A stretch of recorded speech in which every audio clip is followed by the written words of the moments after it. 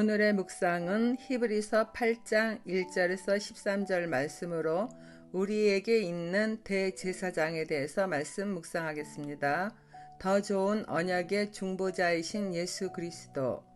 오늘 묵상한 본문 말씀은 어제 본 말씀에 이어 온전하게 되신 영원한 제사장 예수 그리스도는 더 좋은 언약의 중보자이심을 밝히 알려줍니다. 1절 말씀입니다. 지금 우리가 하는 말의 요점은 이러한 대제사장이 우리에게 있다는 것이라. 그는 하늘에서 지극히 크신 이의 보좌 우편에 앉으셨으니 성소와 참 장막에서 섬기는 이시라. 이 장막은 주께서 세우신 것이요 사람이 세운 것이 아니니라.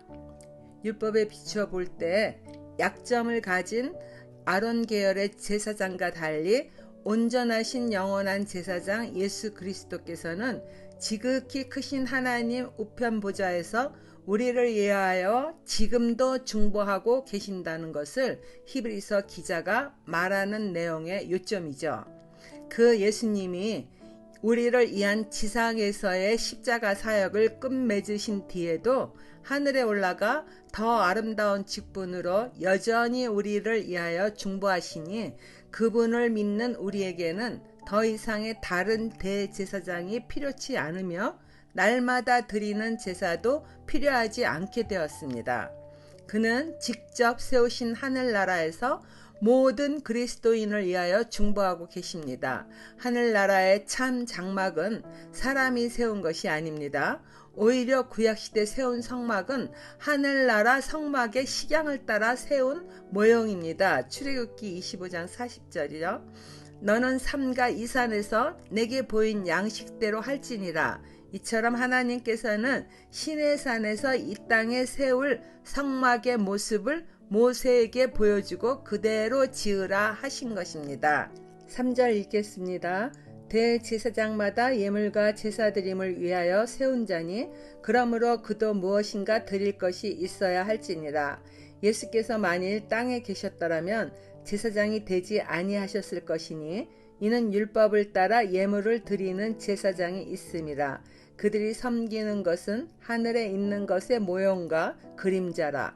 모세가 장막을 지으려 할 때에 지시함을 얻은가 같이 이르시되 삼가 모든 것을 산에서 내게 보이던 본을 따라 지으라 하셨느니라. 그러나 이제 그는 더 아름다운 직분을 얻으셨으니 그는 더 좋은 약속으로 세우신 더 좋은 언약의 중보자시라. 아론 계열의 대제사장마다 하나님께 예물과 제사를 드리는 자로 세움을 받았습니다.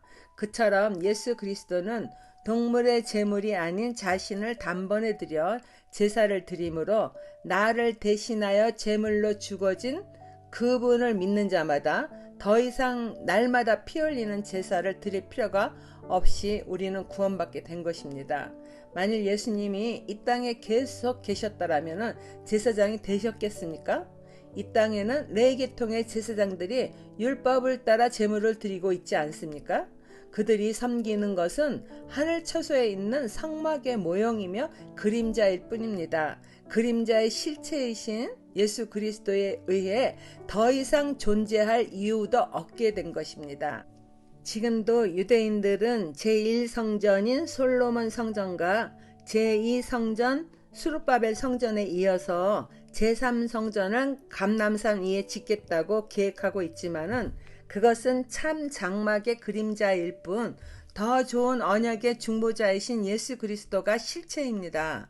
그분이 십자가에 달리실 때 지성소의 휘장이 위로부터 아래로 찢겨지므로 더 이상의 소나 양이나 염소의 피로 드리는 제사가 아무 의미가 없는 것입니다.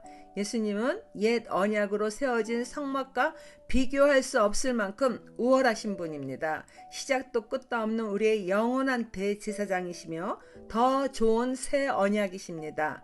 그분이 죄인인 우리에게 있는 대제사장이십니다. 지금도 하늘나라 참 장막에서 우리를 위하여 중보하시며 그 귀한 직분을 수행하고 계십니다.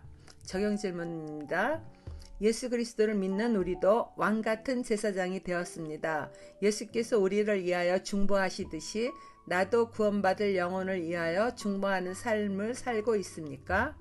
예수 그리스도는 우리의 생명을 구원하기 위하여 제물이 되셨을 뿐 아니라 지금도 우리가 구원의 길에서 낙오되지 않도록 중보하고 계십니다. 이처럼 생명을 구원하는 것보다 더 좋은 것은 이 땅에 없습니다. 내가 구원의 길로 인도할 사람은 누구인가요? 두 번째 단락입니다. 은혜의 새 언약이신 예수 그리스도. 저 첫 언약이 무흠하였더라면 둘째 것을 요구할 일이 없었으려니와 그들의 잘못을 지적하여 말씀하시되 주께서 이르시되 볼지어다 날이 이르니 내가 이스라엘 집과 유다 집과 더불어 새 언약을 맺으리라. 또 주께서 이르시기를 이 언약은 내가 그들의 열조의 손을 잡고 애굽 땅에서 인도하여 내던 날에 그들과 맺은 언약과 같지 아니하도다. 그들은 내 언약 안에 머물러 있지 아니하므로 내가 그들을 돌보지 아니하였노라.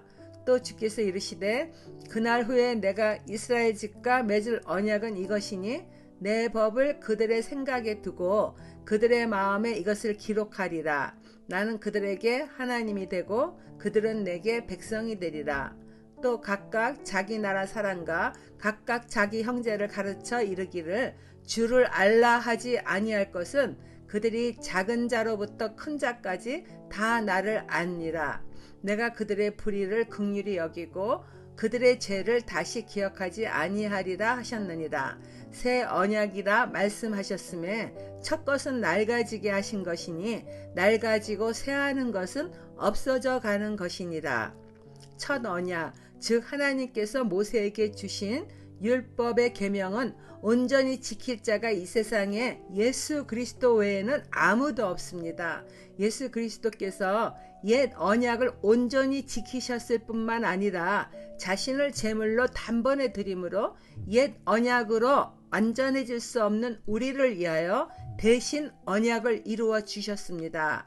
우리들이 못 지킨 율법을 예수님이 대신 온전하게 지켜주시고 우리 죄를 대신하여 자신이 피를 흘려 죽으신 은혜의 법을 늘 생각하며 우리 마음에 새겨 예수 그리스도가 하나님께 순종의 삶을 살았듯이 우리도 그 뒤를 따라 순종하는 삶을 살고자 최선을 다하여 힘쓰는 것만이 남았을 뿐입니다. 예수 그리스도가 성취한 새 언약은 불순종과 죄로 인하여 하나님께로부터 멀어진 우리를 다시 하나님의 백성이 되게 한 것입니다. 이와 같은 구원의 도를 깨달은 그리스도인은 누군가 다른 사람이 하나님에 대하여 전해주는 것으로 그분을 아는 것이 아닙니다.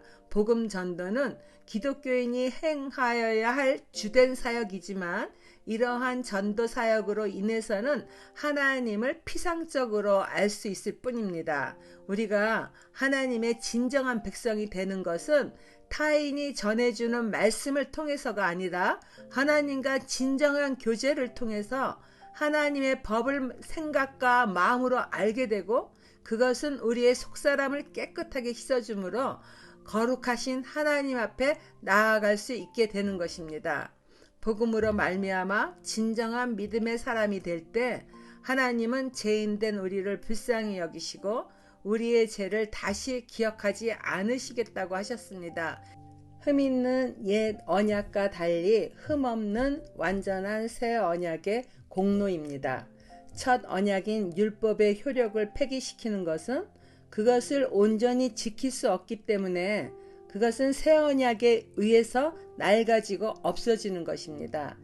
주의할 것은 율법의 효력을 폐기시키는 것이지 하나님의 율법을 폐기시킨다는 것은 아닙니다. 하나님의 율법은 우리의 죄를 분별할 수 있게 합니다.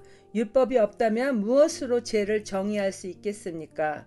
로마서 7장 7절입니다. 그런즉 우리가 무슨 말을 하리요? 율법이 죄냐? 그럴 수 없느니라. 율법으로 말미암지 않고는 내가 죄를 알지 못하였으니 곧 율법이 탐내지 말라 하지 아니하였더라면은 내가 탐심을 알지 못하였으리라. 율법은 거룩하고 계명도 거룩하고 의로우며 선한 것입니다. 그러나 그것을 온전히 지켜 구원받을 사람은 이 세상에 단 한 사람도 없습니다. 그러기에 예수 그리스도의 사랑과 은혜가 크고 위대한 것입니다. 적용 질문입니다.